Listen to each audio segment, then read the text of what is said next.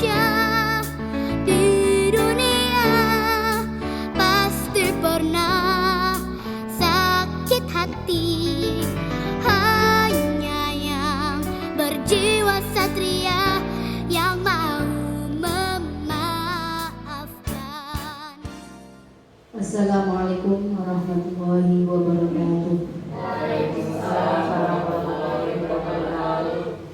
Yang terhormat Bapak Kepala Sekolah SD Negeri 05 Grandi Dongkal, yang kami hormati Dewan Guru dan staf SD Negeri 05 Grandi Dongkal, serta mahasiswa praktek mikro UIN Jakarta yang berbahagia.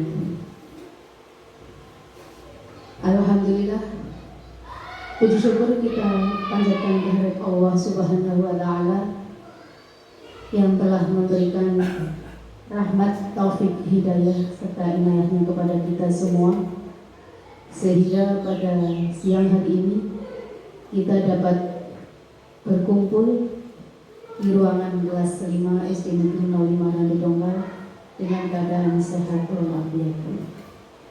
Salawat serta salam kita sanjungkan kepada junjungan kita Nabi besar Muhammad Sallallahu Alaihi Wasallam.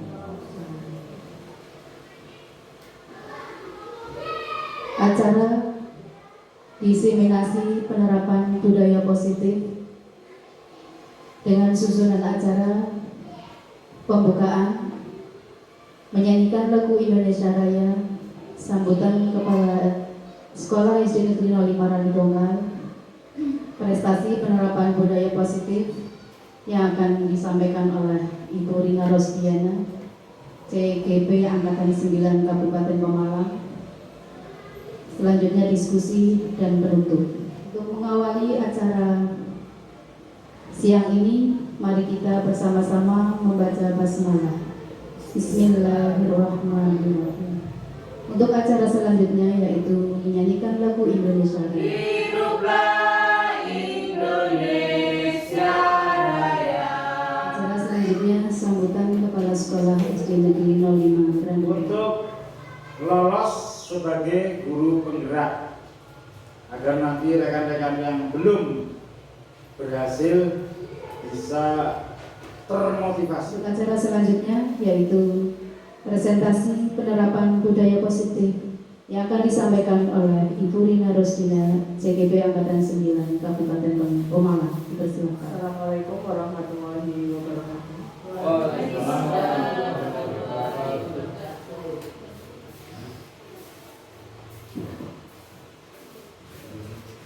Mentari menjelang petang, burung penari mondar mandir. Kami ucapkan selamat datang, sudah berkenan hadir. Terima kasih untuk audiens semua untuk pada siang hari ini sudah mengundang kami mengikuti diseminasi budaya positif, menyebarkan pemahaman dan penerapan pengalaman budaya positif di ruang kelas 5 SD Negeri 5 Grandi Dongkal. Bapak Ibu yang kami hormati, kita mulai saja langsung yang akan kami sampaikan, yaitu tujuan pendidikan. Menurut Ki Hajar Dewantoro, tujuan pendidikan adalah menuntun segala kodrat yang ada pada anak agar mereka dapat mencapai keselamatan dan kebahagiaan yang setinggi-tingginya, baik sebagai manusia maupun sebagai anggota masyarakat.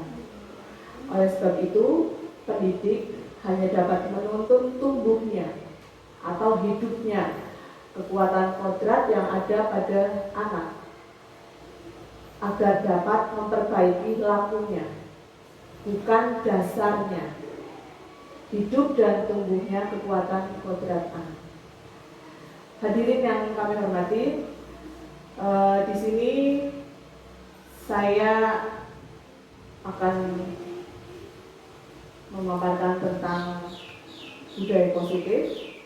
Tetapi tujuan saya untuk melakukan diseminasi ini, yang pertama, ini memang tugas kami sebagai CGP, calon guru penggerak Angkatan 9 Kabupaten Pemalang.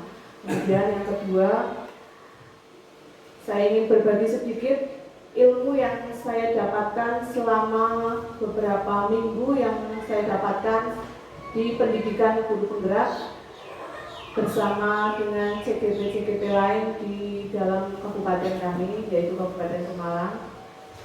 Jadi ilmu itu kan harus disampaikan walaupun sedikit, harapannya bisa memberikan manfaat pada kita semua. Kemudian yang ketiga, kami ingin melakukan kerjasama dengan Bapak Ibu guru sekalian untuk menerapkan budaya positif, mewujudkannya di SD Negeri 5 Ranudongkal. Karena kalau kita tidak bisa berkolaborasi, bekerja sama, kita tidak bisa mewujudkan tujuan kita, melaksanakan budaya-budaya positif, menerapkan kebaikan untuk anak-anak didik kita. Sesuai dengan tujuan pendidikan yang telah tadi disampaikan, jadi Bapak Ibu semuanya, untuk mencapai tujuan pendidikan yang salah satunya itu kita bisa mewujudkannya dengan menerapkan budaya positif. Di sini dalam tujuan pendidikan ada kata menuntun. Tujuan pendidikan adalah menuntun segala kodrat yang ada pada anak. Kira-kira di sini menurut audiens semua, menuntun itu yang seperti apa?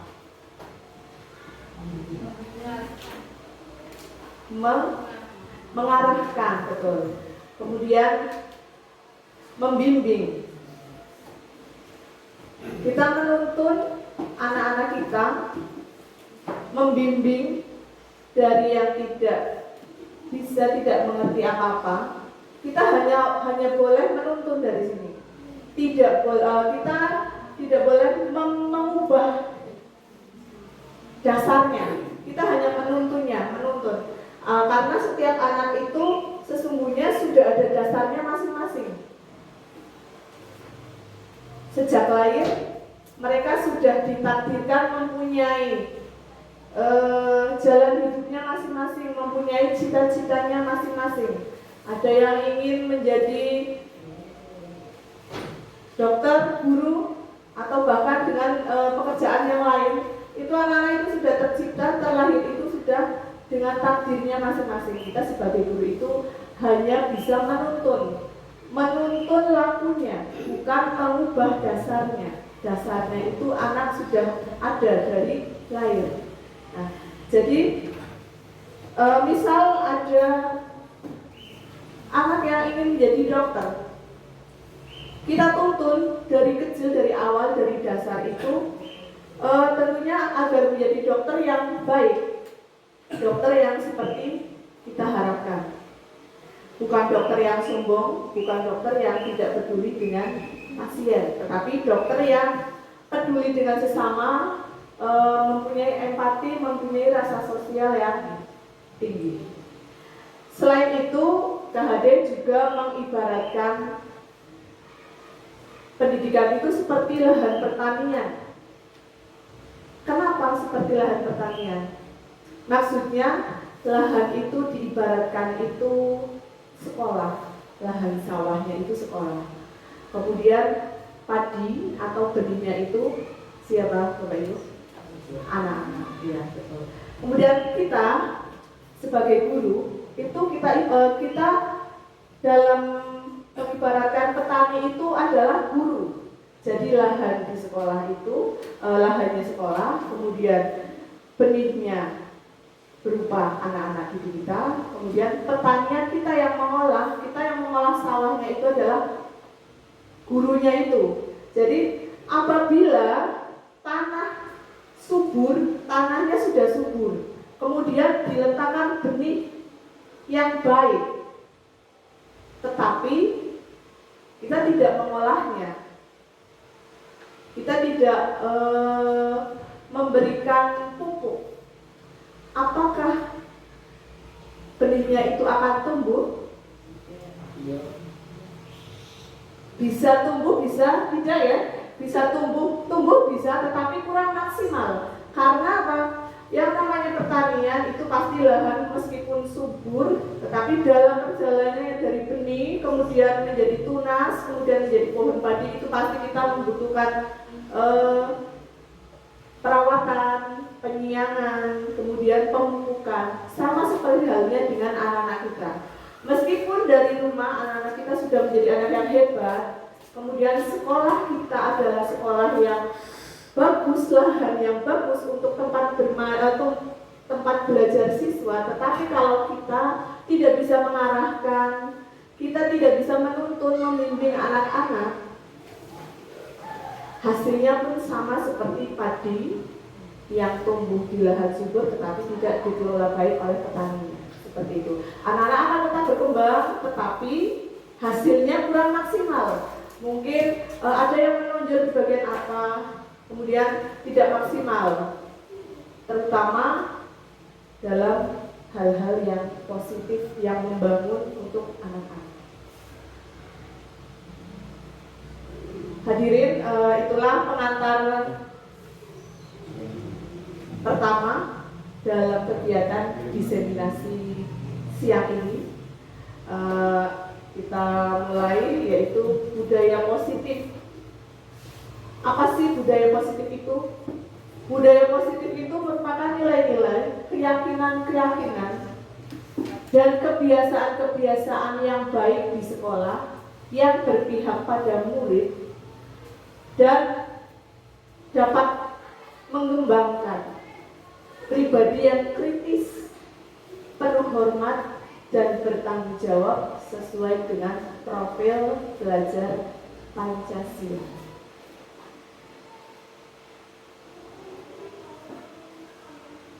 Apakah di sekolah kita sudah ada atau sudah menerapkan nilai kebiasaan budaya positif, Bapak Ibu? Sudah. Contohnya bisa di kegiatan setiap hari ya, ketika pelaksanaan kita mau berangkat sekolah, kita salam, senyum, sapa anak-anak, bertemu dengan Bapak Ibu gurunya, selalu bersalaman, memberi hormat. Kemudian ketika sebelum masuk sekolah berbaris di depan kelas sebelum pembelajaran ya. Kemudian berdoa sebelum dan sesudahnya, kemudian melaksanakan pembiasaan pembacaan Asmaul Husna, surat-surat pendek, ayat-ayat yang berhubungan dengan salat ya. Kemudian konsep budaya positif ini yang saya pelajari selama kurang lebih 2 minggu. Hari ini harus saya sampaikan dalam kurun waktu 1 jam. Jadi nanti akan saya sampaikan poin-poinnya, tidak sepanjang yang saya pelajari selama 2 minggu ke belakang. Konsep utama budaya positif itu ada 7. Yang pertama, perubahan paradigma belajar. Yang kedua, disiplin positif. Yang ketiga, ada nilai-nilai kebajikan. Yang keempat, kebutuhan dasar manusia. Yang kelima, motivasi perilaku manusia. Kemudian ada posisi kontrol guru, keyakinan kelas, dan segitiga restitusi. Jadi untuk mewujudkan budaya positif, konsep yang kita pahami ada 7. Pada bagian pertama, perubahan paradigma belajar.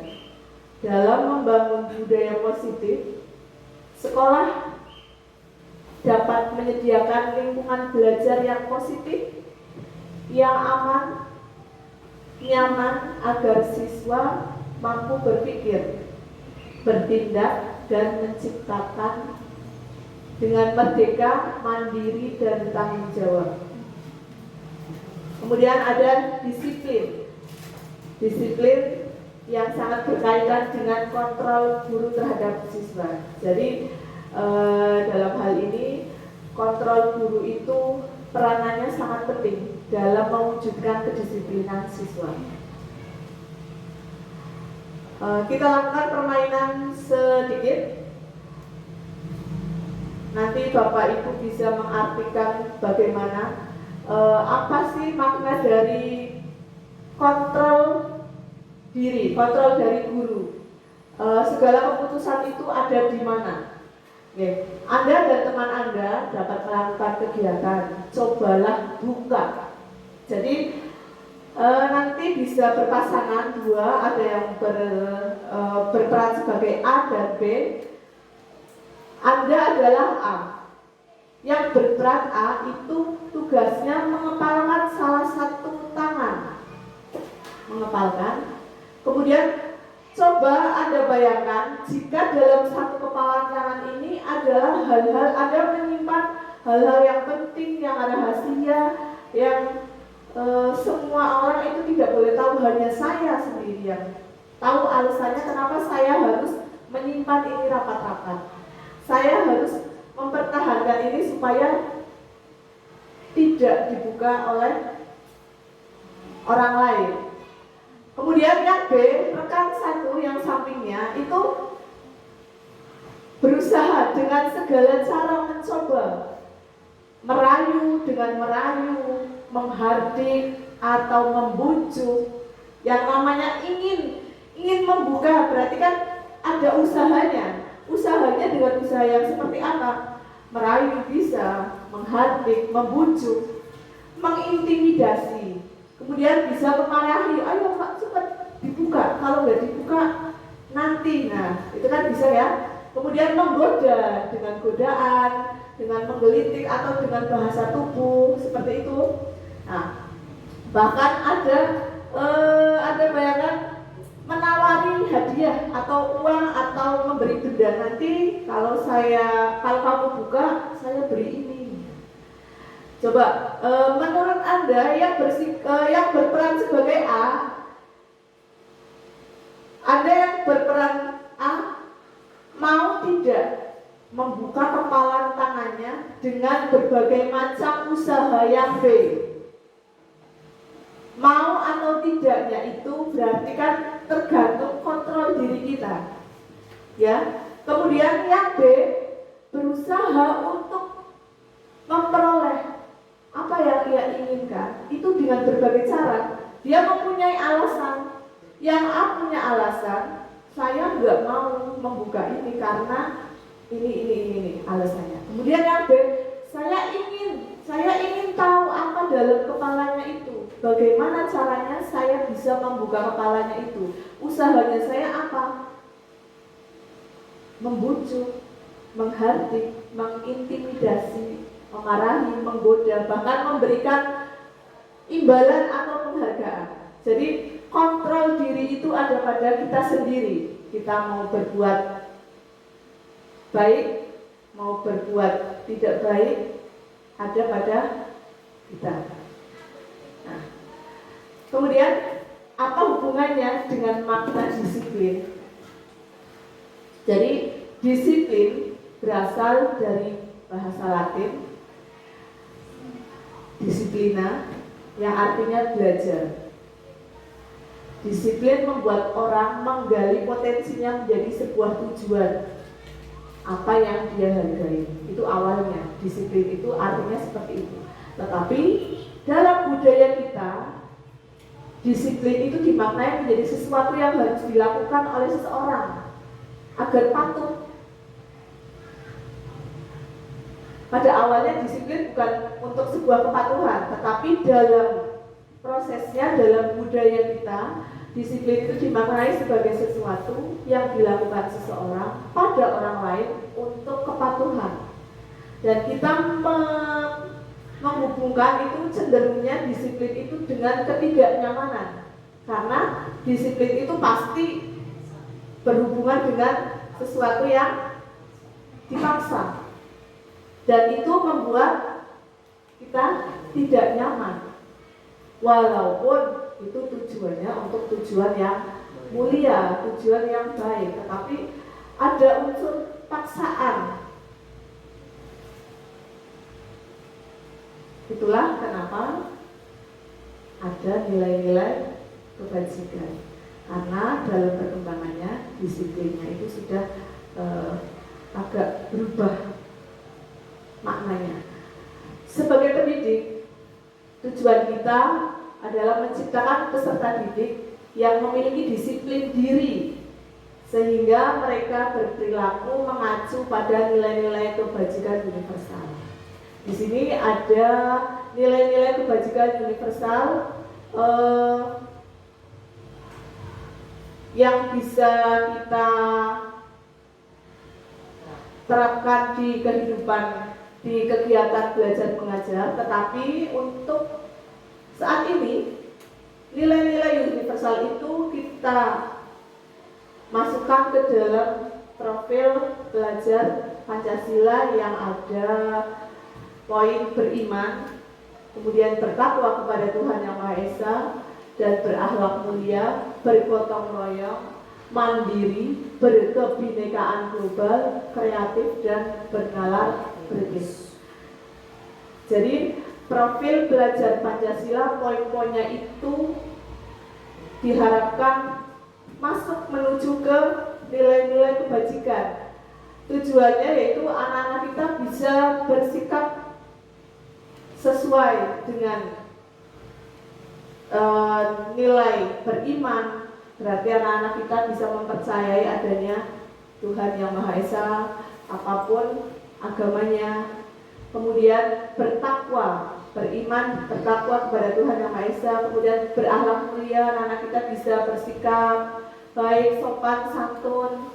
Kemudian mampu bergotong royong dengan sesama.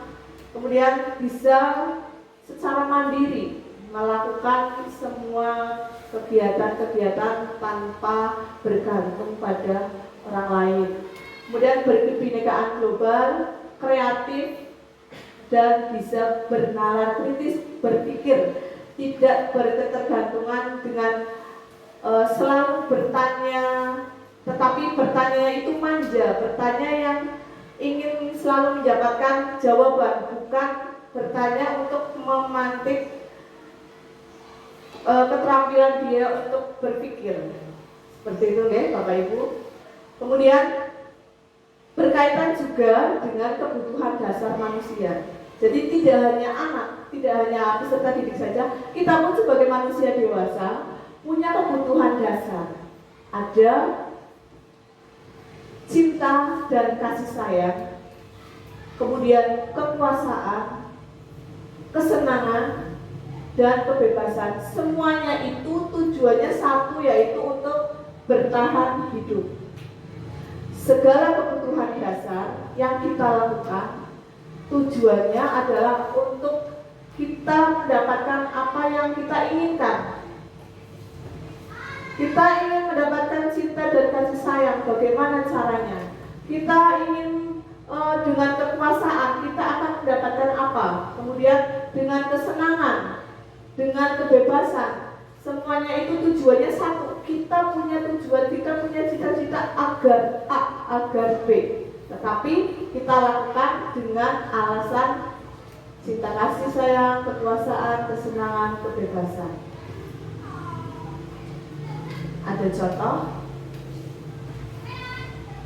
Ibu Ambar, guru wali kelas 2A di SD Pelita Hati, sedang bingung menghadapi ulah salah satu murid di kelasnya Dimas.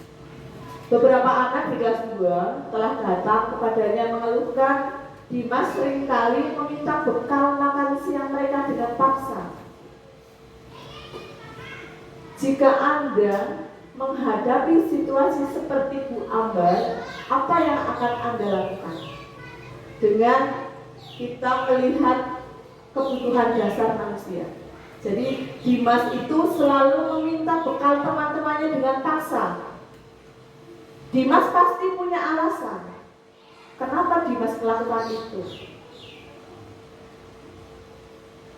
dari alasan yang dilakukan Dimas itu mengandung unsur-unsur ini: cinta dan kasih sayang, kekuasaan, kesenangan, kebebasan untuk bertahan hidup, untuk meminta, dalam hal ini untuk meminta bekal temannya. Jadi Anda sebagai guru, menurut Anda kira-kira alasannya Dimas itu apa saja? Ada beberapa alasan, pasti banyak. Kenapa sih Dimas sampai meminta bekalnya teman dengan paksa? Pasti kita berpikir-pikir, mungkin si Dimas seperti ini, mungkin seperti ini. Ada beberapa alasan yang masuk akal. Nah, dalam konteksnya penerapan budaya positif, Bu Ambar mencari tahu alasannya. Jadi sebelum Bu Ambar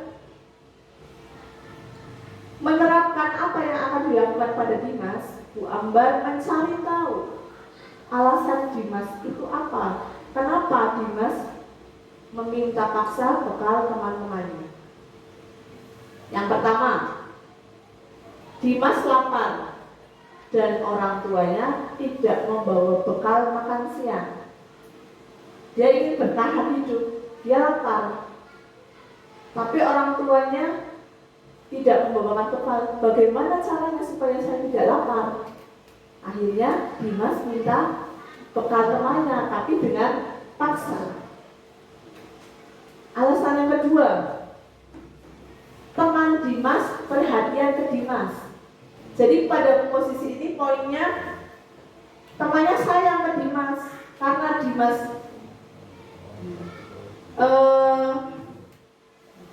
tidak bawa bekal, mungkin temannya sayang memberikan bekal ke Dimas.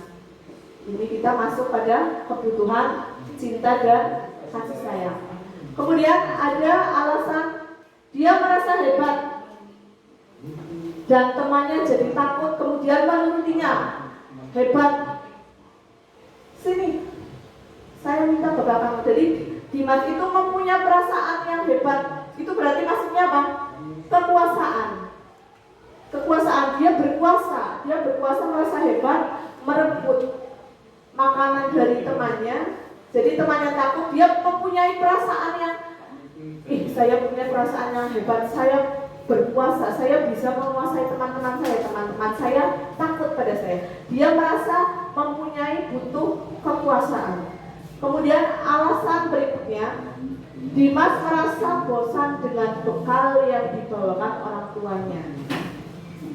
Jadi mungkin ibunya Dimas membawakan bekal nasi dan telur setiap hari. Kemudian melihat temannya membawakan mie goreng, jadi Dimas bosan, ingin meminta, ingin merasakan bekal temannya, tetapi dengan cara merebut.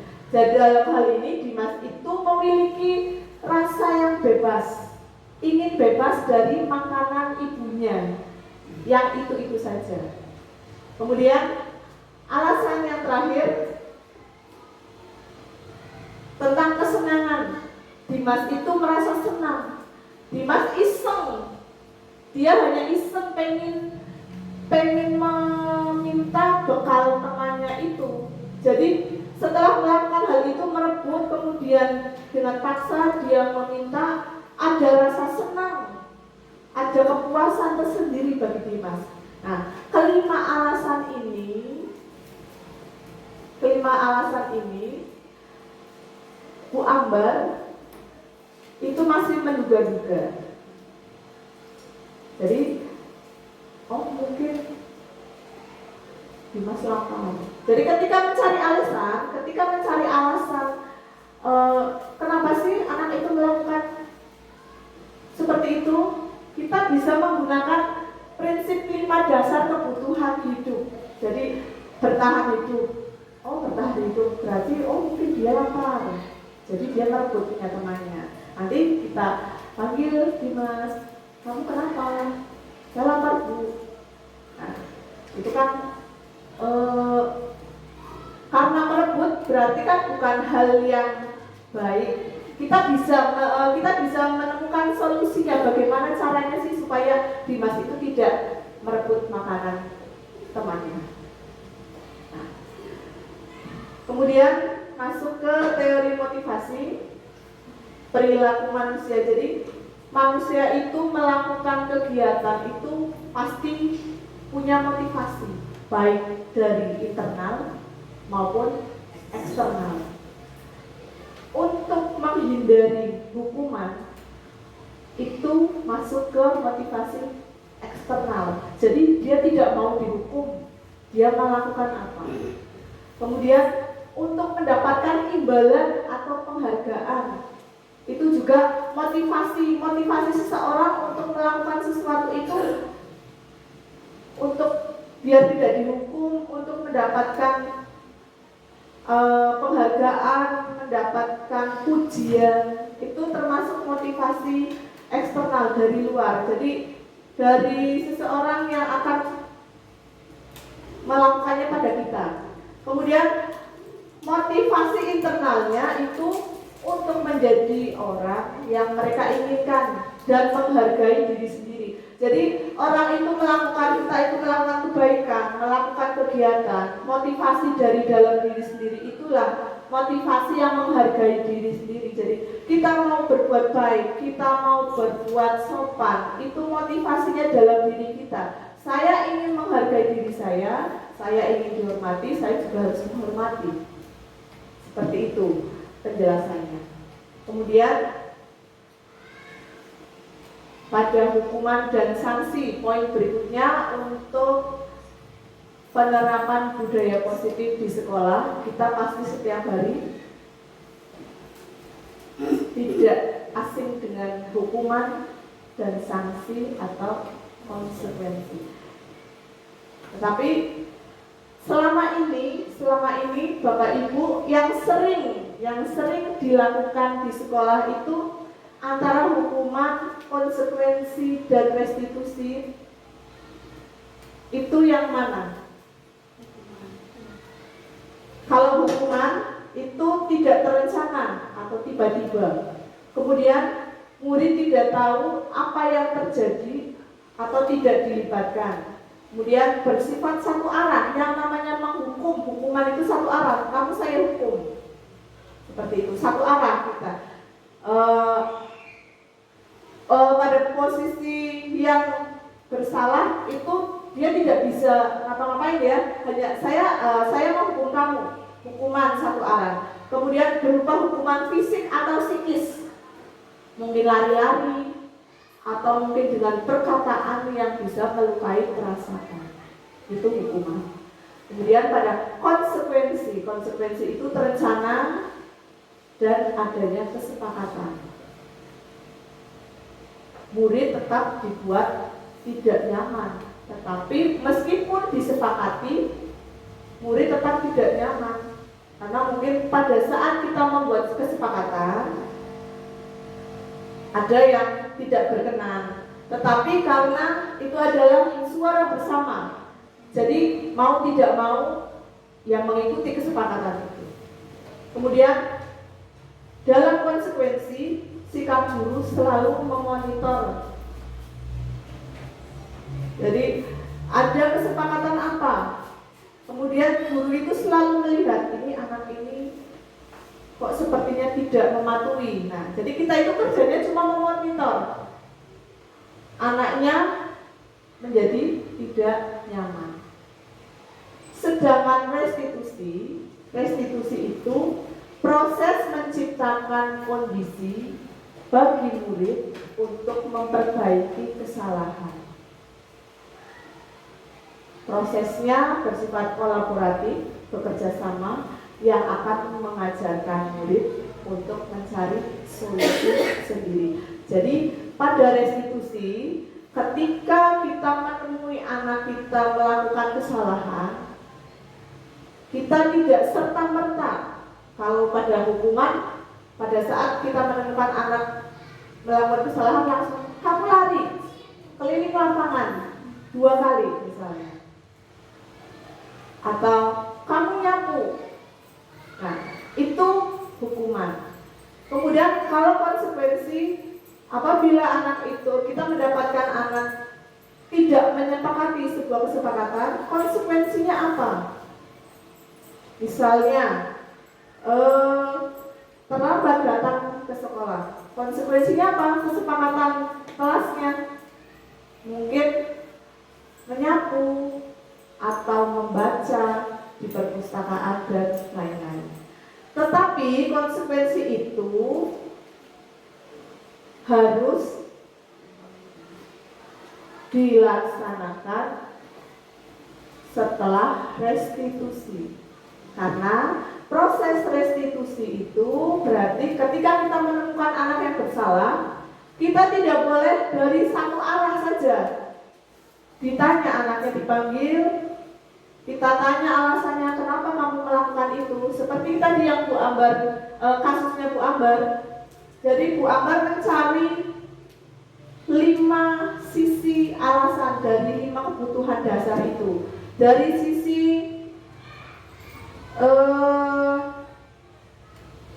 bertahan hidup, sisi kekuasaan, sisi kesenangan, dan cinta dan kasih sayang.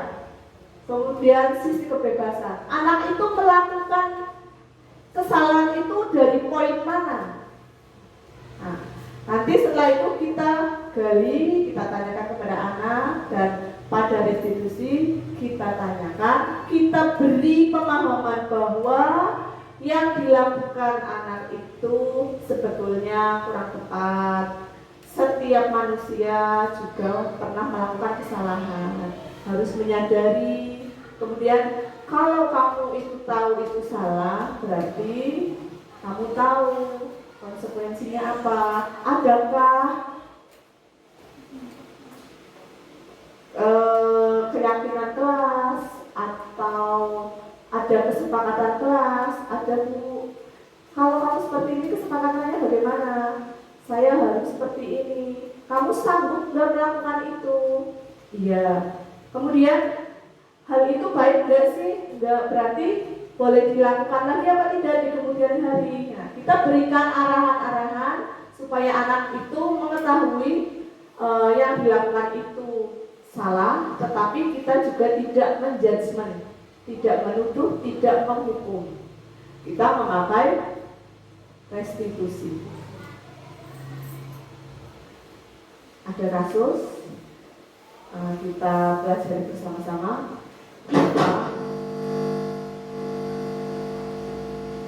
Iva kurang menguasai pelajaran matematika, sehingga pada saat pelajaran tersebut ia lebih banyak berdiam diri atau menggambar di buku pelajarannya. Pada saat guru matematikanya Pak Seno menanyakan, Iva menjadi gugup dan tidak sengaja menjatuhkan tasnya dari kursi, serta tiba-tiba menjadi gagap pada saat berupaya menjawab. Seluruh kelas pun tertawa melihat perilaku Iva yang berbicara tergagap dan terkejut. Pak Seno pada saat itu membiarkan teman-teman Iva menertawakan Iva yang tergagap dan malu luar biasa, dan malahan minta Iva untuk maju ke depan dan berdiri di depan kelas sambil menunjuk hidungnya karena tidak bisa menjawab pertanyaan Pak Seno. Kelas makin gaduh dan anak-anak pun tertawa melihat Iva di depan kelas memegang ujung hidungnya. Bapak Ibu sekalian, apakah setuju dengan tindakan Pak Seno terhadap Iva? Ya. Tidak. Mengapa?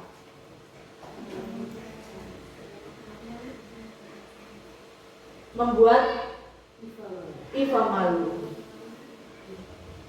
Kemudian, menurut Anda, tindakan Pak Seno terhadap Iva adalah sebuah hukuman atau konsekuensi? Hukuman. Kenapa? Karena satu arah ya. Jadi Pak Seno itu langsung menanyakan, iya, tidak menanyakan, memberikan pertanyaan langsung. Dia tidak melihat Iva, kebutuhannya Iva itu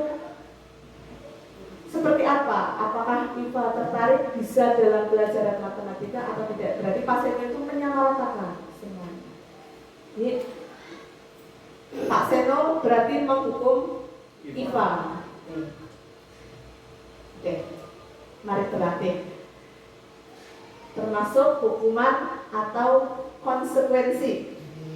Mencatat 100 kali di dalam buku kalimat, saya tidak akan terlambat lagi karena terlambat ke sekolah. Hukuman atau konsekuensi? Hukuman. Lari mengelilingi lapangan basket 2 kali karena terlambat hadir di sekolah. Hukuman. Membersihkan coretan yang dibuatnya di meja tulis. Konsekuensi. Murid diminta untuk push up 15 kali karena tidak menggunakan masker ke sekolah. Hukuman.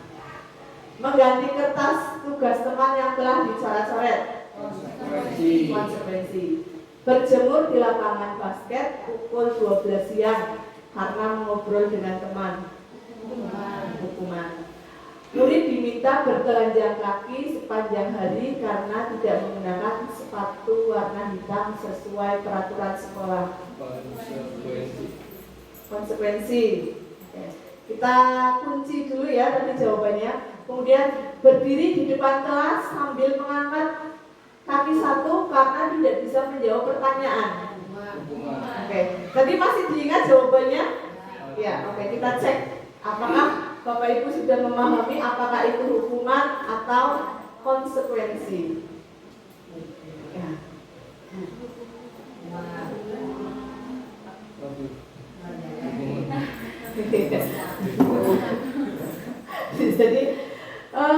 Jadi di sini yang merupakan konsekuensi hanya satu, membersihkan coretan yang dibuatnya di meja tulis. Tadi yang mengganti kertas tugas teman yang dicoretnya. Hukuman atau konsekuensi?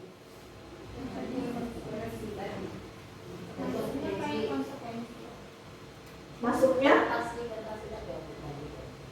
Karena merasa kertasnya dicoret-coret, akhirnya kan mengganti kayak yang membersihkan coretan, kemudian karena kenapa membersihkan, karena itu kan dicoret-coret, akhirnya Konsekuensi. Iya, oke. Ternyata Bapak Ibu sudah memahami. Ini memang saya sengaja untuk saya ganti. Jadi ternyata memang ada pemahamannya. Ya, tepuk tangan untuk Bu Tika. Oke. Jadi antara hukuman dan konsekuensi, hukuman itu berupa fisik ataupun dengan ucapan ya. Ucapan yang menyakitkan hati itu juga bisa hukuman. Kemudian, nah di sini pada restitusi kita sebagai guru punya posisi kontrol. Kontrol ya Bu Tika. kontrol. Kita bisa berposisi sebagai penghukum ketika anak melakukan kesalahan, kemudian bisa sebagai pembuat merasa bersalah, kemudian berkontrol sebagai teman, pemantau, dan manajer. Bagaimana penerapannya? Posisi kontrol guru dalam menghadapi atau menemukan anak yang melakukan kesalahan itu yang pertama, sebagai penghukum, guru itu menghardik, menunjuk-nunjuk, menyakiti, dan menyindir. Hal ini boleh nggak sih Bapak Ibu dilakukan pada anak-anak kita? Tidak ya. Berarti dalam hal ini posisi kontrol guru sebagai penghukum sebaiknya tidak kita lakukan pada anak kita ketika menemukan anak yang salah. Kemudian pada kontrol pembuat orang merasa bersalah, berceramah menunjukkan kekecewaannya yang mendalam. Jadi kita memberikan ceramah, memberikan ujangan ke anak, tetapi sifatnya itu supaya anak itu merasa bersalah sekali. Jangan seperti itu. Tolonglah, tolong guru ya. Tolong biar kelasnya jangan gaduh. Nah, jadi anak itu seperti dituduh melakukan kesalahan, membuat anak itu merasa bersalah. Seperti itu. Kemudian posisi teman, membuatkan alasan-alasan untuk murid-muridnya. Ini lakukan untuk bapak atau ibu. Ya sudah, nanti toh guru bereskan sendiri. Ya sudah, nanti guru yang bereskan semuanya. Ini posisi sebagai teman, kita mungkin berniat sedekat mungkin dengan anak-anak, tetapi kurang tepat dalam menyelesaikan masalah dengan anak-anak. Karena apa? Dalam posisi kontrol sebagai teman, kita seperti memberikan memanjakan anak, karena ya sudah Pak Guru saja, ya oke lah guru saja sih, kamu gak usah. Jadi kita memanjakan anaknya. Hasilnya nanti anak akan ketergantungan karena selalu dibantu oleh gurunya. Nah, pada poin yang membuat orang bersalah, itu nanti adanya anak itu menyembunyikan atau selalu menyangkal berbohong. Karena apa? Kamu kan sudah mengecewakan bu guru. Jadi anak itu merasa bersalah ke gurunya. Oh iya, saya sudah membuat bu guru kecewa. Jadi lain kali ketika anak itu melakukan kesalahan lagi, dia akan berbohong karena di awal pak gurunya sudah mengatakan kamu sudah membuat bu guru kecewa loh. Kamu melakukan itu. Berarti ketika dia melakukan kesalahan lagi, ditemui oleh gurunya, kamu melakukan ini, enggak bu. Nah, karena kemarin dia sudah melakukan kesalahan, bu gurunya dalam posisi kontrol sebagai pembuat orang merasa bersalah. Jadi supaya anak itu tidak mengecewakan gurunya, dia berbohong. Jadi memunculkan sifat yang tidak baik. Nah, pada penghukum,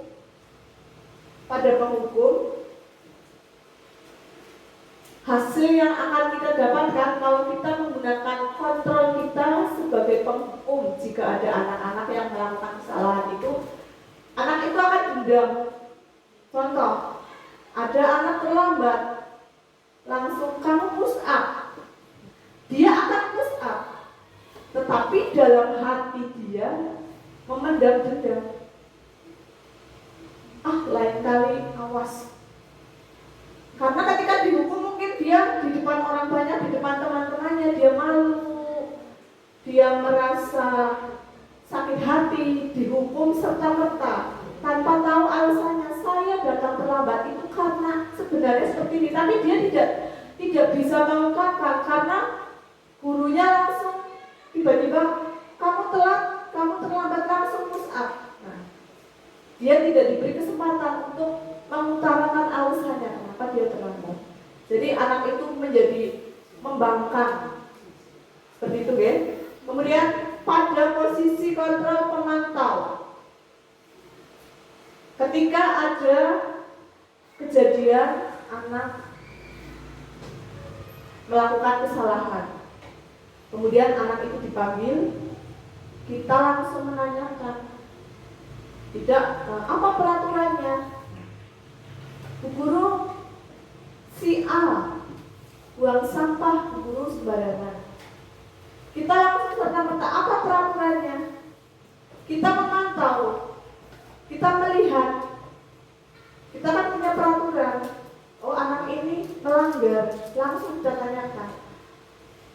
menanyakan, memantau, kemudian langsung memberikan hukuman. Apa peraturannya? Kalau kamu melanggar peraturannya, kamu harus bagaimana? Nah, itu nanti hasilnya anak akan bersikap baik jika diawasi saja. Jadi hanya patuh jika diawasi. Kalau enggak diawasi ya sudah. Karena kita posisinya hanya mengontrol, memantau. Oh anak, oh ada guru, saya tidak akan seperti ini. Tapi kalau enggak ada gurunya, anak akan kembali lagi bersikap tidak baik. Seperti itu. Nah, pada posisi yang terakhir ada posisi manajer. Jadi layaknya manajer. Yang namanya manajer kan berarti memanage, mengajukan berbagai pertanyaan. Ketika ada siswa yang berbuat kesalahan, dalam posisi kontrol manajer itu kita memberikan pertanyaan-pertanyaan pemantik. Kenapa kamu melakukan itu? Nah, kemudian apa sebabnya? Kamu tahu nggak itu adalah hal yang tidak baik? Apakah kamu tahu ada keyakinan kelas yang harus kamu patuhi? Itu kita memunculkan pertanyaan-pertanyaan yang nantinya anak itu termotivasi. Oh iya, saya salah. Sebenarnya saya nggak begitu. Jadi pada posisi kontrol sebagai manajer, hasilnya itu nanti akan memunculkan karakter siswa. Siswanya bisa bertanggung jawab karena sudah melakukan kesalahan. Dia sadar atas kesalahannya, dia akan bertanggung jawab apa yang harus dia lakukan jika melakukan kesalahan tanpa kita paksa, tanpa kita melakukan hukuman. Anak itu akan tahu, oh iya saya salah, saya harus seperti ini. Nanti lain kali saya tidak akan melakukan kesalahan yang sama. Seperti itu posisi kontrol guru. Jadi posisi kontrol guru dalam menghadapi kasus-kasus yang terjadi pada siswa, itu posisi yang paling bagus adalah posisi sebagai manajer. Karena dengan posisi sebagai manajer kita bisa mengajukan pertanyaan-pertanyaan, alasan-alasan pada siswa, dan itu akan menguatkan karakter, hasilnya menguatkan karakter siswa, sikap siswa menjadi lebih baik lagi. Contoh penerapannya, ada kasus siswa tidak memakai atribut lengkap saat upacara bendera. Penerapan ketika mungkin ada beberapa bapak ibu guru dia cenderung suka pada kontrol penghukum. Tahu siswanya tidak memakai atribut lengkap saat upacara bendera, dia langsung menghukum. Hormat pada bendera selama 1 jam. Kemudian pada posisi pembuat merasa bersalah, bapak ibu guru tersebut dia memberikan kalimat-kalimat yang nantinya membuat anak itu merasa oh iya saya bersalah. Yaitu berapa kali bapak ibu harus memberitahu kamu selalu mengecewakan bapak ibu. Nah, lain kali nanti kalau dia tidak memakai atribut lagi, dipanggil lagi, dia pasti akan berbohong. Saya pakai bu, pakai alasan. Saya pakai bu, tapi ketinggalan di tas, ketinggalan di kelas. Itu akan berulang. Kemudian pada posisi teman, guru yang memposisikan kontrolnya pada posisi teman, itu dia biasanya akan mengucapkan, ayo dong kita ikuti aturan sekolah, tolong bantu. Jadi kesannya memang niatnya kita agar dekat dengan anak-anak, tetapi kedekatan itu akan disalahartikan oleh anak-anak. Jadi oh iya saya kan dekat dengan guru, kita teman, jadi gak apa-apa lah saya seperti ini, toh nanti tidak diapa-apain sama bapak ibu. Seperti itu pola pikirnya anak akan istilah kurang tepat, kurang hormat pada guru. Kemudian pada posisi pemantau, jadi dia hanya memantau, hanya melihat. Kamu sudah melanggar peraturan, kamu tahu kan konsekuensinya. Setelah selesai upacara, kamu beli atribut di koperasi. Meskipun itu dia mengingatkan peraturan sekolah pada siswa, tetapi dia langsung memberikan tuduhan pada anak. Itu pemantau. Kemudian pada posisi yang terakhir, pada siswa tidak memakai atribut lengkap saat upacara bendera.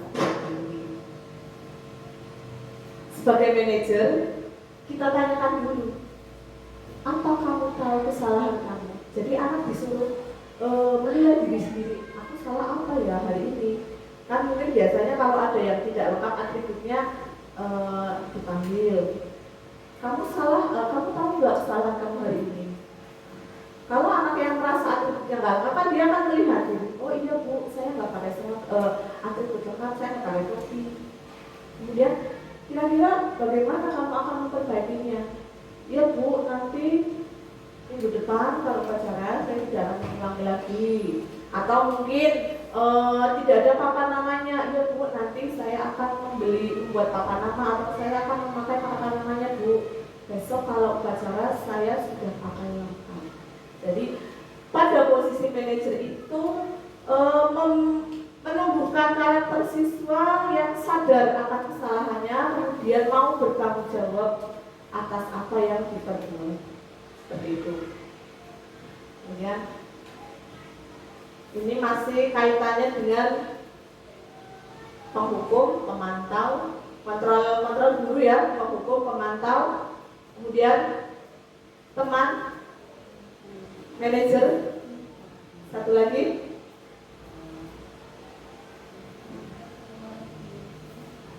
pembuat rasa bersalah. Ya. Sabrina hari itu bangun terlambat dan terburu-buru sampai di sekolah. Dia pun akhirnya sampai di gerbang sekolah, tapi baru menyadari kalau tidak menggunakan sepatu hitam seperti tertera di peraturan sekolah. Berarti posisinya Sabrina sadar dia tidak mematuhi peraturan sekolah. Di depan pintu kelas, Pak Lukman memperhatikan sepatu Sabrina yang berwarna, ternyata warnanya coklat. Sabrina berusaha menjelaskan bahwa dia terburu-buru dan salah menggunakan sepatu. Pak Lukman menanyakan Sabrina, apa peraturan sekolah tentang seragam warna sepatu? Sabrina menjawab, sudah mengetahui sepatu harus hitam, namun terburu-buru dan salah mengenakan sepatu. Selain itu, mungkin kembali pulang karena rumahnya jauh sekali. Pak Lukman tetap bersikeras pada peraturan yang berlaku dan mengatakan, ya sudah, kamu sudah melanggar peraturan sekolah, kamu salah. Sudah terlambat, salah pula warna sepatunya. Segera buka sepatumu kalau tidak bisa mengenakan warna sepatu sesuai peraturan. Sabrina meminta maaf dan memohon kembali kepada Pak Lukman agar tetap dapat mengenakan sepatunya dan berjanji tidak akan mengulangi kesalahan. Tapi Pak Lukman tidak mau tahu. Tidak, kamu telah melanggar peraturan sekolah. Kalau tidak sanggup ambil sepatu di rumah atau diantarkan sepatu ke sekolah, ya sudah, kamu tidak usah bersepatu saja seharian di sekolah. Sekarang copot sepatumu dan silakan belajar tanpa sepatu. Sabrina pun dengan berat hati mencopot sepatunya dan memberikannya kepada Pak Lukman. Seharian dia tidak berani keliling sekolah karena malu tidak bersepatu dan lebih banyak diam diri di kelas tanpa alas sepatu. Dalam kasus Sabrina, menurut Bapak Ibu, posisi kontrol yang seperti apa Pak Lukman itu? Penghukum. Kenapa?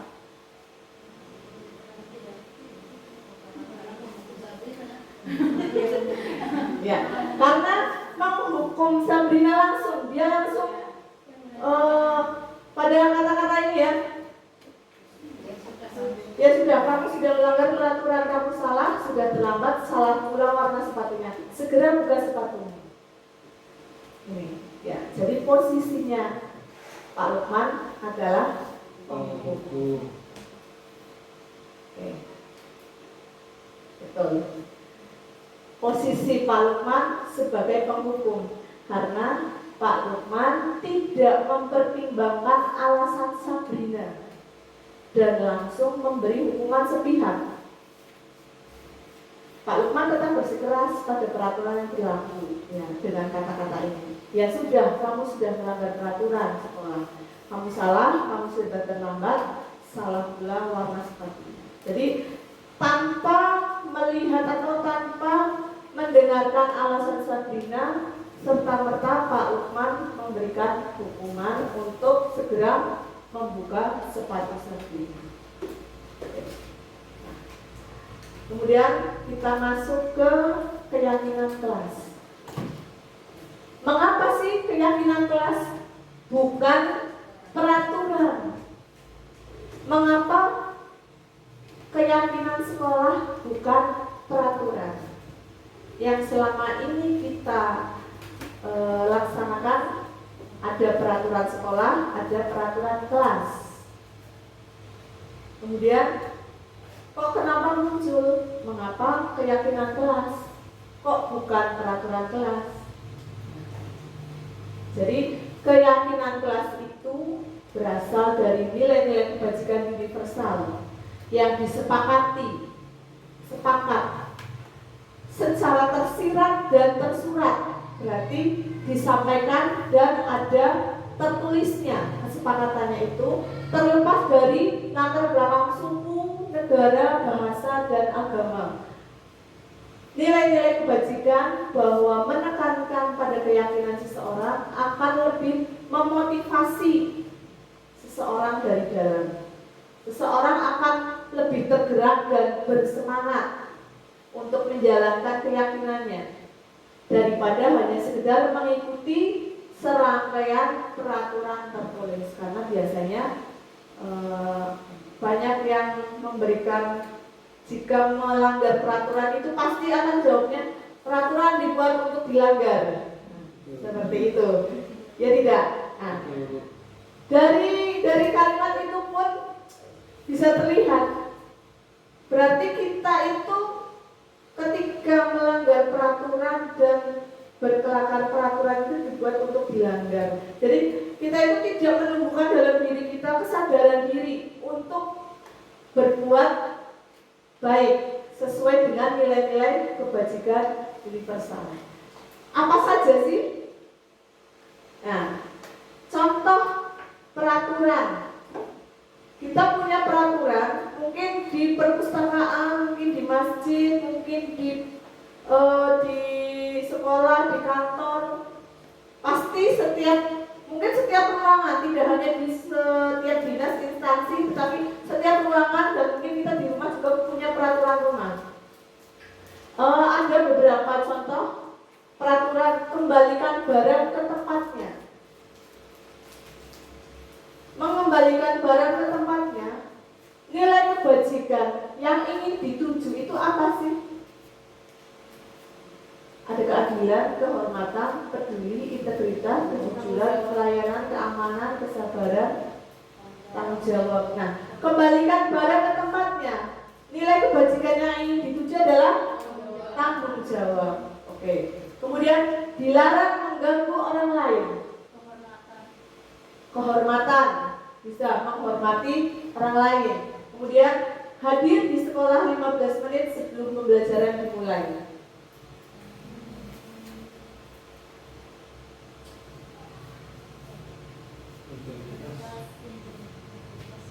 Integritas, tanggung jawab, bisa? Bisa. Dilarang melakukan kekerasan. Nilai kebajikan yang ingin kita tuju? Keamanan. Oke. So, keselamatan juga bisa. Dilarang menggunakan narkoba.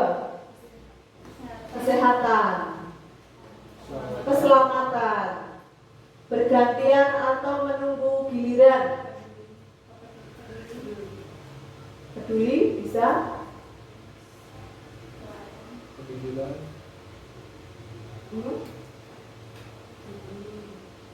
Peduli, kesabaran. Oke. Dilarang merokok. Kesehatan, keselamatan. Menggunakan masker.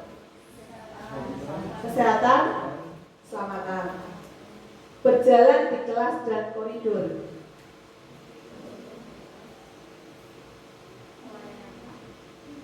Dengan anak-anak kalau istirahat, lari-larian, harusnya di koridor itu cukup berjalan.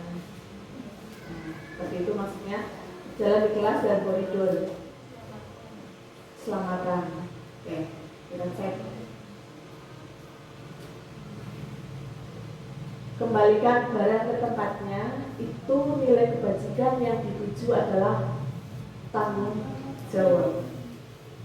Kemudian dilarang mengganggu orang lain. Maksudnya kehormatan. Hadir di sekolah 15 menit sebelum pembelajaran dimulai. Masuk ke komitmen. Yang mempunyai komitmen dan tanggung jawab bisa hadir di sekolah 15 menit sebelum pelajaran dimulai. Dilarang melakukan kekerasan. Nilai kebajikan yang dituju adalah keselamatan, menghormati. Dilarang menggunakan narkoba. Nilai kesehatan. Kemudian berganti atau menunggu giliran, kesabaran. Kemudian menghormati. Jadi kalau menunggu kan kita bisa menghormati orang yang di depannya kita, menunggu giliran. Kemudian dilarang merokok, jelas nilai kebajikan yang dituju adalah kesehatan dan keselamatan. Menggunakan masker pun demikian. Jangan berjalan di kelas dan koridor, itu nilai kebajikan yang dituju keamanan dan keselamatan. Oke. Dalam hal tadi tentang kebajikan universal, kata-kata, kemudian kalimat yang ingin kita tuju, seperti ada menghormati, disiplin, keamanan, integritas, tanggung jawab, itu bisa kita jadikan acuan sebagai pembentuk keyakinan kelas. Jadi keyakinan kelas itu kita bentuk, kita ciptakan bersama-sama dengan anak-anak di kelas, bersama-sama. Apa saja sih nilai-nilai yang ingin kita sepakati sebagai keyakinan kelas dan dilaksanakan oleh semua warga kelas. Ini keyakinan kelas bersifat lebih abstrak daripada peraturan yang lebih rinci dan konkret. Misal ada peraturan kelas menggunakan seragam merah putih ketika Senin, Selasa, kemudian Rabu, Kamis batik, Jumat, Sabtu pramuka. Itu bunyi peraturannya, siswa wajib siswa memakai seragam sesuai dengan jadwalnya. Kita bisa mengubahnya ke dalam keyakinan kelas. Peraturan kelas itu berarti kan anak cenderung seperti yang kita flashback tadi, peraturan itu memicu anak untuk melanggar. Nah, keyakinan kelas mengajak anak untuk sadar diri bahwa kita bisa melakukan hal-hal sesuai dengan nilai-nilai kebajikan. Dengan peraturan kelas tentang seragam hari Senin sampai Sabtu, kita ubah ke keyakinan kelas. Bahasanya kita ubah menjadi bahasa yang lebih abstrak sifatnya. Bisa kita ubah berusaha memakai pakaian yang rapi. Rapi itu kan berarti dalam hal ini sesuai dengan jadwalnya, kemudian atributnya lengkap, kemudian kerapihannya bajunya dimasukkan. Nah, yang namanya rapi itu kan maknanya luas. Jadi yang diharapkan itu lebih abstrak seperti itu. Gitu kan, Bapak Ibu? Kemudian keyakinan kelas berupa pernyataan universal. Kemudian pernyataan keyakinan kelas senantiasa dibuat dalam bentuk positif. Maksudnya dalam bentuk positif begini, tidak membuang sampah, contohnya tidak membuang sampah sembarangan. Kita ubah menjadi kalimat positifnya. Kalau tidak membuang sampah sembarangan, kalimat negatif tidak membuang sampah sembarangan. Tetapi kalimat positifnya, nah, kita memberikan ajakan buanglah sampah di tempat sampah. Itu kan kalimat-kalimat positif, maksudnya seperti itu. Dalam membentuk keyakinan kelas diharapkan tidak menggunakan kalimat negatif, meskipun itu tujuannya untuk kebaikan, tetapi kita gunakan kalimat positif, kalimat ajakan. Kemudian keyakinan kelas hendaknya tidak terlalu banyak sehingga mudah diingat dan dipahami oleh semua warga kelas. Jadi yang ini kaitannya bisa dengan yang pertama, bersifat lebih abstrak. Sebagai contoh tadi, gunakanlah pakaian yang rapi. Kalau dalam peraturan berarti siswa hari Senin menggunakan merah putih, siswa bersepatu hitam, siswa memakai kaos olahraga ketika olahraga. Itu kan kalau kita tulis sebagai peraturan sekolah itu banyak sekali, satu halaman mungkin habis. Tetapi dalam keyakinan kelas kita ringkas menjadi berpenampilan rapi. Rapi itu ya berarti sepatunya sudah sesuai, seragamnya, kemudian jadwalnya memakai apa ya kita sesuaikan. Lanjut, keyakinan kelas sebaiknya sesuatu yang dapat diterapkan di lingkungan tersebut. Jadi hendaknya ketika kita membuat keyakinan kelas, janganlah kita mengambil hal-hal yang di luar kelas kita. Contoh, di kelas ini hanya ada anak perempuan. Kita tidak bisa membuat keyakinan kelas yang kaitannya dengan anak laki-laki. Jadi buatlah keyakinan kelas yang sekiranya itu mencakup semua siswa yang ada di dalam kelas itu. Jangan bleber-bleber ke luar kelas. Warga kelas hendaknya ikut berkontribusi dalam pembuatan keyakinan kelas lewat kegiatan surah pendapat. Jadi ketika kita membuat keyakinan kelas, kalau dulu kita sekolah itu kita datang itu sudah terpampang peraturan sekolah. Datang sebelum jam 7, memakai seragam ini, sepatunya harus hormat kepada guru. Kalau bertemu guru di jalan, memanggil salaman seperti itu. Kalau dalam pembentukan keyakinan kelas, kita ajak anak-anak kita. Kita tanyakan, kalian ingin kelas yang seperti apa? Nanti kan anak-anak menjawab, saya ingin kelas yang bersih, Bu. Saya ingin kelas yang tidak gaduh. Saya ingin kelas yang menyenangkan. Saya ingin kelas yang ramai. Nah, itu kita tanyakan pertanyaan pemantiknya, baru kita sampaikan. Kalau kamu ingin kelas yang bersih, kamu ingin kelas yang menyenangkan, kalau kamu ingin kelas yang tidak gaduh, berarti kamu harus apa? Kan nanti anak-anak juga menjawab. Kita surah pendapat. Jadi membuat keyakinan kelas itu tidak sesuai keinginan kita sebagai guru, tetapi keinginan anak, karena setiap hari itu ya yang bersekolah itu ya anak-anak. Oh iya Bu, berarti kalau kamu ingin kelas yang bersih harus bagaimana? Nanti kan anak-anak rame, tidak membuang sampah Bu, membuang sampahnya di sini Bu. Nah seperti itu. Jadi kita memantik pertanyaannya seperti itu. Dan itu semua anak pasti akan interaktif, ikut mengeluarkan pendapat dan bisa melatih anak-anak mencurahkan pendapatnya. Kemudian pembentukan keyakinan kelas itu bisa ditinjau sewaktu-waktu, sifatnya itu bisa berubah. Berarti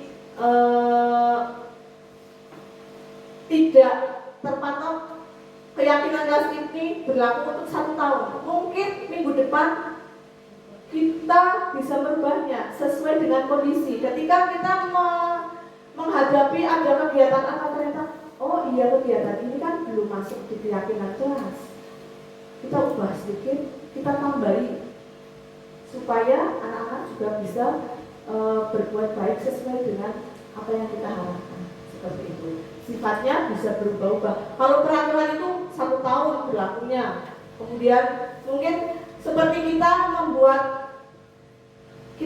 membuat SIM atau kita akan membuat KTP, ada peraturan tertentu itu berlaku untuk berapa 1 tahun. Syaratnya ini.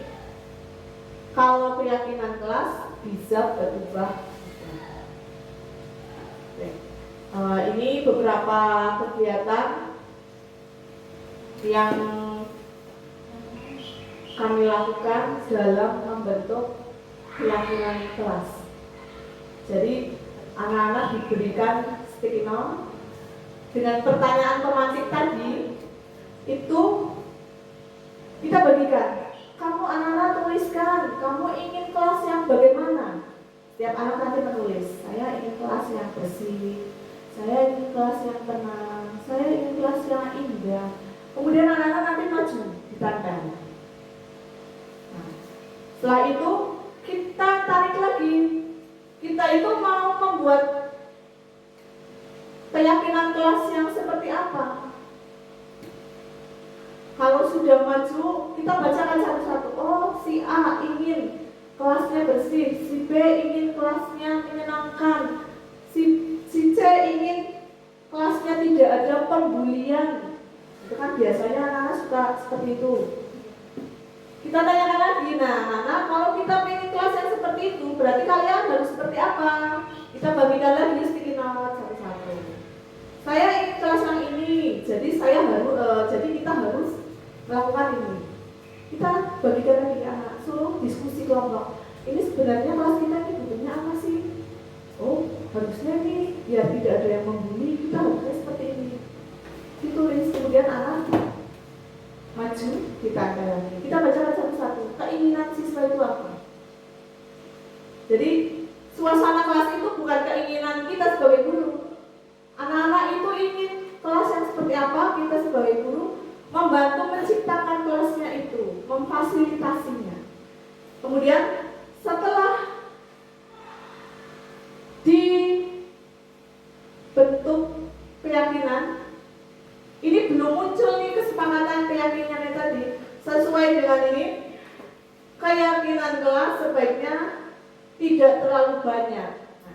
Dari curahan hati anak-anak yang menginginkan kondisi kelasnya seperti apa, entah itu ketika pembelajaran atau sedang istirahat atau suasana fisiknya. Aku ingin kelas warnanya merah, aku ingin kelasnya banyak gambar-gambar, atau aku ingin seperti ini. Nah, bagaimana caranya kita mewujudkan kelas itu?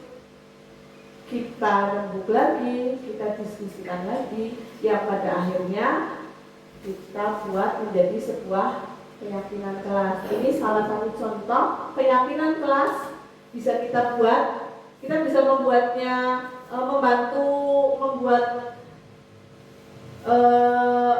poster untuk keyakinan kelas, atau kita juga nanti bisa dengan keyakinan kelas ini kita bisa memberikan tugasnya kepada siswa sebagai pembelajaran IT. Kita ajarkan siswa tentang bagaimana kita mengkreasikan ide kita, kemudian kita tuangkan dalam bentuk poster. Anak-anak nanti disuruh membuat poster gambarnya, setelah itu ditempel. Ini loh, saya membuat keyakinan kelas dengan apa yang sudah dikerjakan anak-anak. Karena mereka merasa membuat sendiri, jadi mereka akan bertanggung jawab atas apa yang mereka lakukan. Seperti itu. Ini contoh keyakinan kelas di kelas 5. Yang pertama, tertib di kelas. Intinya tertib di kelas berarti kan ketika pembelajaran tidak gaduh, fokus pada guru. Ketika ada yang mau ke belakang, izin, tidak keluar masuk sembarangan, ditinggal atau ada gurunya mendengarkan pembelajarannya. Kemudian melaksanakan piket. Ada menjaga kebersihan. Praktis ini kalau menjaga kebersihan berarti mencakup keseluruhan, membuat kebersihan kelas itu menjadi tanggung jawab bersama. Anak-anak itu akan bertanggung jawab menjaga kebersihannya. Kemudian berangkat tepat waktu, tidak bertengkar dengan teman, mengucapkan tolong dan terima kasih. Jadi kata-katanya ini yang dibuat adalah kata-kata positif. Mengerjakan tugas dengan tepat waktu, senyum, sapa, salam dengan guru dan teman. Jadi dilihat dengan pembentukan keyakinan kelas, ini akan muncul sebuah hasil akhir proses pembentukan keyakinan kelas yang disepakati oleh semua siswa. Gitu kan, Bapak Ibu? Oke. Untuk merefresh sebentar kayaknya agak ngantuk. Ya. Kita main agak sedikit ice breaking. Kalau saya bilang selamat pagi, tepuk 1 kali. Kalau saya bilang selamat siang, tepuk 2 kali. Kalau saya bilang selamat malam, diam. Malam kan diam, tidur. Ya, oke. Ya, bisa kita mulai ya. Selamat pagi, selamat pagi, selamat pagi, selamat malam. Ada yang oke, kita lagi. Selamat siang, selamat pagi, selamat pagi, selamat siang, selamat malam. Oke, bisa fokus lagi ya? Iya, bisa, kita lanjut. 1 kali lagi. Untuk menyegarkan, kita akan bermain lempar tebak buah, lempar buah, lempar tebak buah.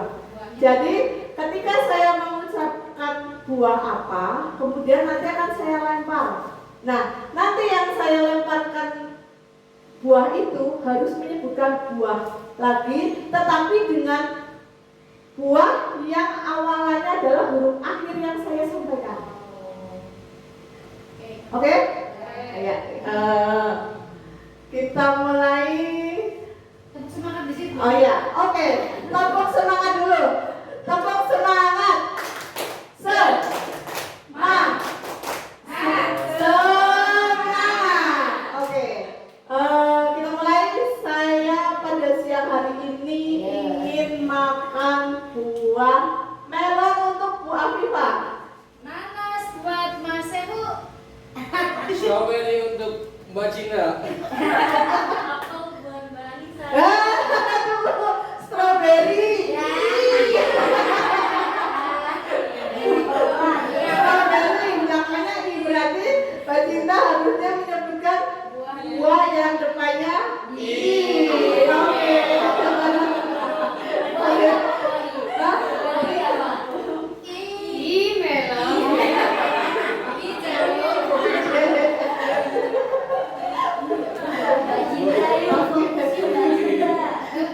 Oke, sedikit flash ya, walaupun sebentar ya. Kita lanjutkan lagi.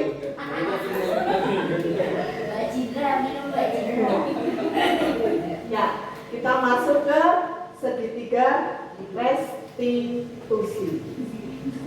Apa itu sih segitiga restitusi? Ya, restitusi itu sendiri tadi yang seperti di awal kita sampaikan itu adalah proses dalam menyelesaikan permasalahan dengan siswa ya.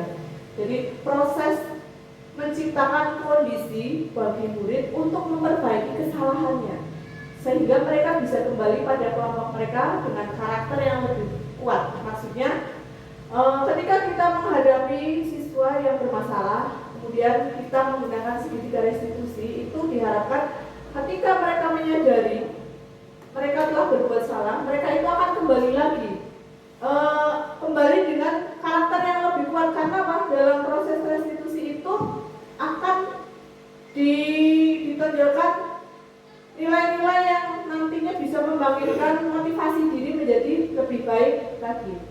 Dalam segitiga restitusi ada tiga poin yang harus dilakukan oleh guru. Yang pertama, validasi tindakan yang salah. Jadi kita memvalidasi ketika ada anak yang berbuat salah, kita validasi dulu. Betul nggak kamu melakukan itu? Jangan kita serta-merta mendapat laporan dari anak, Bu, si Anu seperti ini, kita langsung memberikan hukuman. Kita validasi dulu. Apakah betul kamu melakukan ini? Ini. Kemudian tanyakan lagi. Kamu melakukan ini pasti ada alasannya. Alasannya apa? Apakah tidak ada cara lain yang lebih baik lagi? Itu kita validasi dulu. Tindakan yang salah pun tidak untuk murid kita juga, tetapi mungkin untuk teman kita ketika kita mempunyai masalah pun kita bisa memakai segitiga restitusinya. Kita validasi dulu, benar nggak sih kamu melakukan ini? Kamu tahu nggak itu salah? Nah, kemudian menanyakan keyakinan. Setelah memvalidasi, kemudian yang bersangkutan mungkin muridnya mengakui, kita tanyakan, kamu tahu atau kamu di kelas kamu mempunyai kesepakatan atau mempunyai keyakinan kelas? Nanti bilang iya punya. Tadi kan kamu salah. Yang kamu lakukan itu tadi salah. Setiap orang itu pasti punya kesalahan. Nah, kamu tadi sudah melakukan kesalahan. Menurut kamu, kalau kamu punya keyakinan kelas, kamu melanggar keyakinan kelas enggak? Ditanya seperti itu. Jadi biarkan anak menyadari kesalahan dirinya sendiri. Jadi tidak merasa saya kan benar Bu. Misal ada anak yang berkelahi, saya benar, dia yang salah. Nah, ya itu anak itu harus sadar dulu bahwa yang dia lakukan itu salah. Jadi tanyakan keyakinannya. Kamu itu ingin menjadi manusia yang seperti apa? Saya ingin menjadi manusia yang baik Bu, yang sopan. Nah, terus nanti bisa tanyakan, kalau kamu ingin menjadi manusia yang baik, sopan, bagus, ya kamu harusnya seperti apa? Nah, itu kita stabilkan. Kamu pasti setiap orang itu punya kesalahan. Kamu harus menyadarinya. Nah, setiap kesalahan yang kamu lakukan itu harus kamu sadari bahwa itu salah, dan kemudian kamu pahami bagaimana caranya kamu memperbaiki kesalahan itu. Seperti itu, ya. Ya. Segitiga restitusi ada 3 poin. Yang pertama tadi menstabilkan identitas. Stabilis the identity. Bagian dasar dari segitiga bertujuan untuk mengubah identitas anak dari orang yang gagal karena melakukan kesalahan menjadi orang yang sukses. Anak yang melanggar peraturan karena sedang mencari perhatian adalah anak yang sedang mengalami kegagalan. Dia mencoba untuk memenuhi kebutuhan dasarnya, namun ada benturan. Kalau kita mengkritik dia, maka dia akan tetap dalam posisi gagal. Kamu salah, tapi dia tetap gagal. Dia tidak memperbaiki dirinya. Kalau kita ingin dia menjadi reflektif, menyadari, refleksi bahwa sikapnya dia salah, kita harus meyakinkan si anak. Ya, dengan kata-kata berbuat salah itu tidak apa-apa. Karena manusia itu pada dasarnya mempunyai salah semua. Kemudian tidak ada manusia yang sempurna, atau mungkin bisa jadi saya atau Bu Guru juga pernah melakukan itu. Kita bisa menyelesaikan ini. Nah, atau mungkin bisa kita sampaikan, Bapak atau Ibu Guru tidak mencari siapa yang salah, tapi kita cari solusinya, bagaimana caranya menyelesaikan masalah ini. Atau mungkin bisa disampaikan pada kondisi kasus tertentu, kamu berhak merasakan itu. Mungkin anak itu merasa marah, merasa jengkel, ya. Apakah kamu sedang menjadi teman yang baik untuk diri kamu sendiri? Ini kalimat-kalimat yang bisa kita sampaikan ketika kita menstabilkan identitas. Kemudian validasi tindakan yang salah. Jadi kita memvalidasikan, benar gak yang kamu lakukan? Setiap tindakan kita dilakukan dengan suatu tujuan, yaitu untuk memenuhi kebutuhan dasar, ya kan? Tadi kebutuhan dasar manusia ada cinta dan kasih sayang, kebebasan, kekuasaan, kesenangan, dan bertahan hidup. Nah, jadi semua tindakan kita itu fokus nanti muaranya ke sini, ke 5 ini. Tetapi kita memahami kebutuhan dasar apa yang mendasari tindakan kita. Kebutuhan dasar yang mana yang kita lakukan itu, ya kita atas dasar kebutuhan yang mana nih melakukan ini? Kesenangan atau cinta dan perasaan, kekuasaan, ya. Kalimat-kalimat di bawah ini mungkin terdengar asing buat kita sebagai guru karena beberapa bulan terakhir itu kita sendiri juga baru mempelajari tentang restitusi, jadi ini juga merupakan kalimat yang asing. Namun bila dikatakan dengan nada tanpa menghakimi, akan memvalidasi mereka itu butuhnya apa. Contoh, ketika ada anak yang melakukan kesalahan yang benar-benar salah, ini kita padahal kamu bisa loh ya melakukan yang lebih buruk dari ini. Maksudnya itu apa ya? Kita tidak menyuruh dia untuk melakukan yang lebih buruk, tapi kita memvalidasi. Iya Bu, tapi kan saya nggak mau. Nah, bisa saja anak bisa menjawab seperti itu ya. Kemudian ada kalimat, kamu pasti punya alasan mengapa melakukan hal itu. Pasti ini kita selalu, kenapa sih kamu melakukan itu? Atau kamu pasti punya alasan, kenapa sih kamu merebut bekal makan teman atau dan lainnya.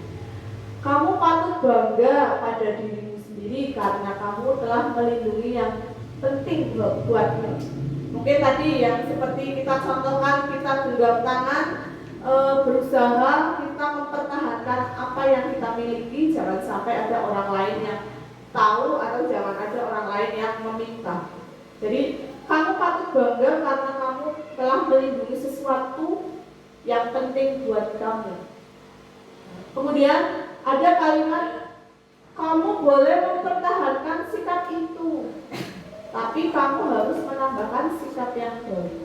Ini untuk validasi tindakan yang salah. Biasanya guru menyuruh anak untuk menghentikan sikap yang tidak baik.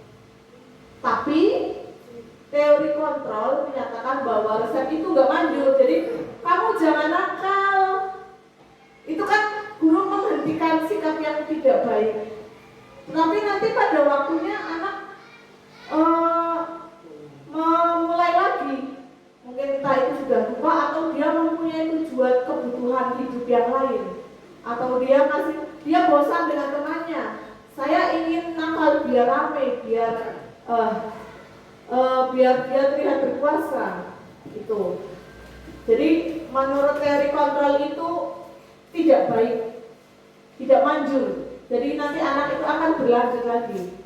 Mungkin tindakan guru dengan memvalidasi sikap yang tidak baik seperti bertentangan. Jadi ini kalimat-kalimat ini kan terlihat bertentangan, tetapi kalau disampaikan dengan nada yang bagus itu akan menggelitik perasaan siswa. Oh iya ya, saya harusnya nggak seperti itu.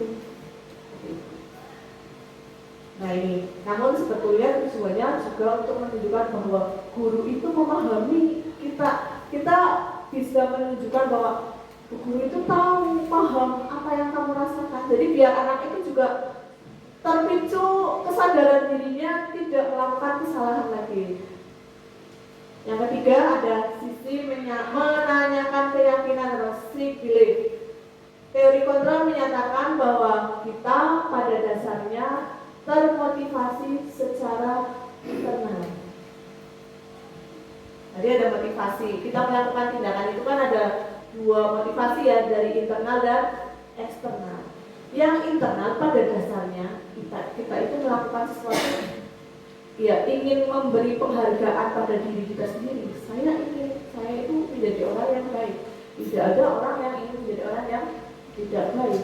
Ketika identitas sukses telah tercapai pada langkah 1 dan tingkah laku yang salah telah divalidasi pada langkah kedua, maka anak akan siap untuk dihubungkan dengan nilai-nilai yang dia percaya dan berpindah menjadi orang yang dia inginkan.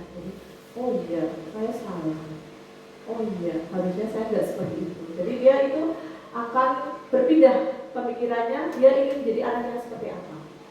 Pertanyaan-pertanyaan di bawah ini bisa dihubungkan untuk keyakinan anak dengan keyakinan kelas atau keluarga.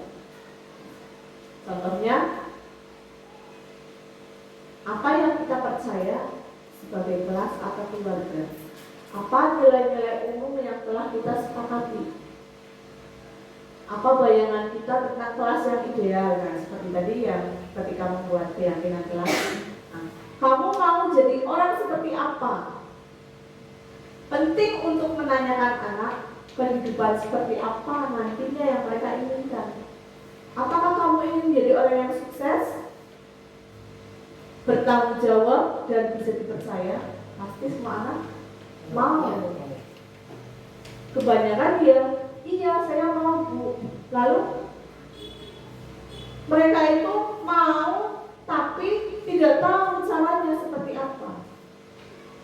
Tugas kita mengarahkan. Kalau kamu ingin menjadi orang yang sukses, bertanggung jawab, dan bisa dipercaya, berarti kamu harus menjadi orang yang seperti ini. Kita berikan gambaran-gambaran, sikap-sikap yang menunjukkan pada keyakinan kelas yang sesuai dengan nilai-nilai kebajikan. Dalam hal ini di sekolah juga kita kolaborasikan dengan nilai-nilai sesuai dengan profil belajar Pancasila. Ya, ini ada contoh penerapan segitiga restitusi dengan murid yang kebetulan saya laksanakan.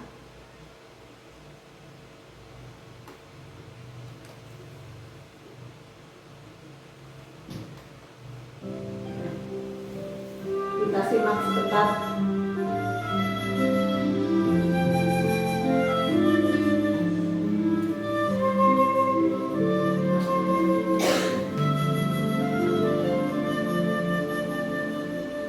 Setiap manusia di dunia pasti punya kesalahan, tapi hanya yang pemberani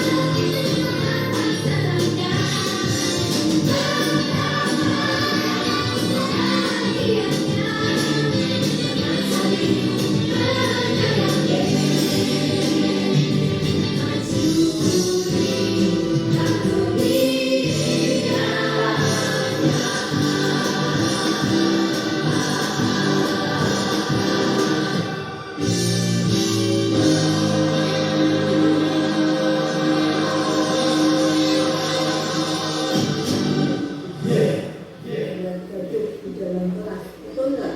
Betul, Bu. Apa yang kalian lakukan? Marilah kita teduh. Ya, Bu. Kamu tahu nggak?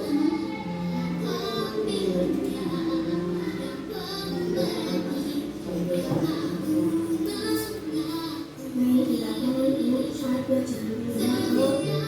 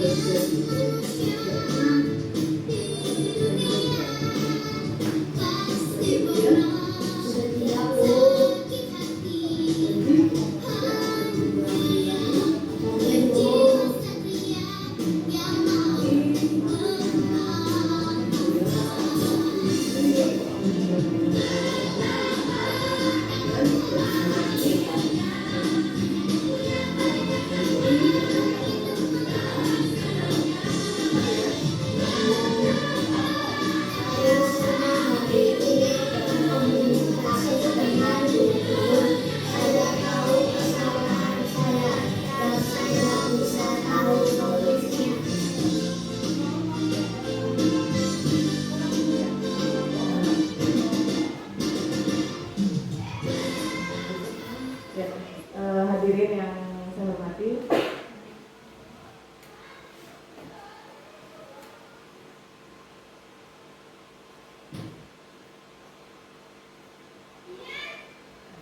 ya,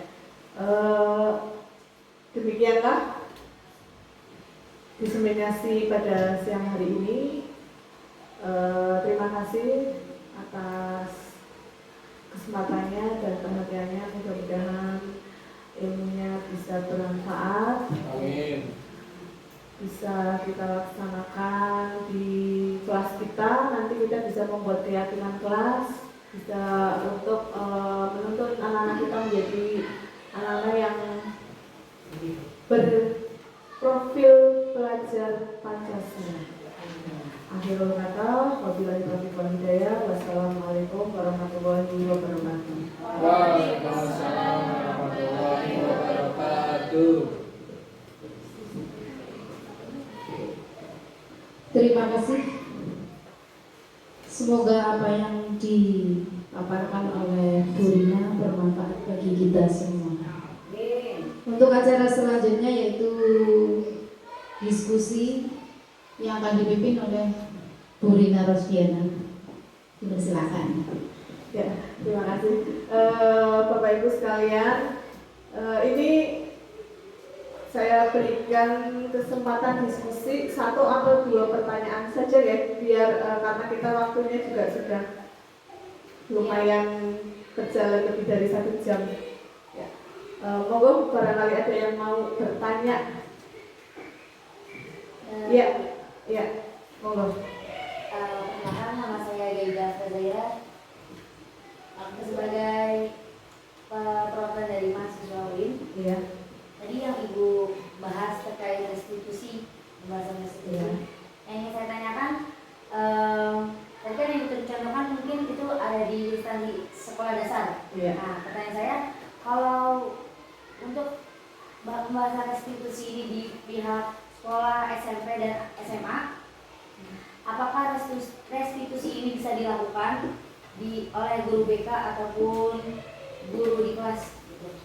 Terima kasih Bu. Ya, terima kasih. Yang lain barangkali ada yang mau bertanya?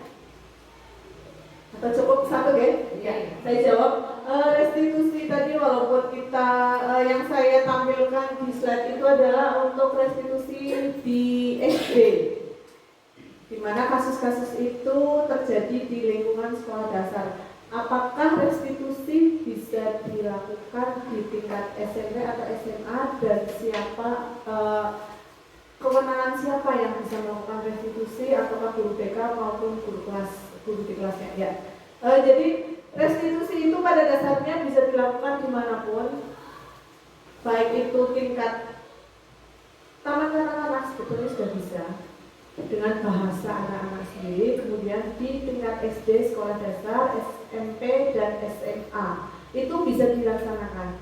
Nah, kemudian atas kewenangannya siapa? Apakah guru BK? Karena di tingkat SMP dan SMA itu kan ada BK, sedangkan kita di sekolah dasar tidak mempunyai. Jadi guru kelas itu sekaligus sebagai BK-nya. Ya.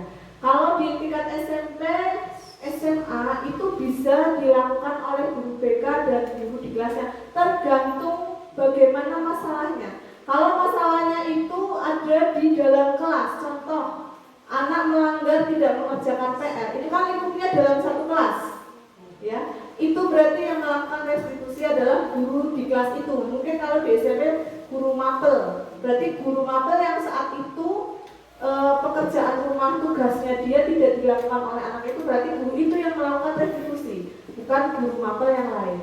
Tetapi kalau permasalahannya kita temui anak berselisih paham antar kelas, mungkin kelas yang A dengan kelas F, atau mungkin kelas 8 dengan kelas 7, itu kita bisa ranahnya itu menjadi kita bisa mengantarkannya pada BK karena itu sudah antar kelas. Kalau tidak sanggup, kita maju ke kepala sekolah. Seperti itu ya. Ada lagi yang lain mau menambahkan? Oke. Terima kasih untuk kegiatan pada hari ini. Mohon maaf apabila ada perkataan yang kurang berkenan. Kami ulangi, terima kasih sekali lagi. Wabillahi taufiq wal hidayah. Wassalamualaikum warahmatullahi wabarakatuh. Waalaikumsalam warahmatullahi wabarakatuh.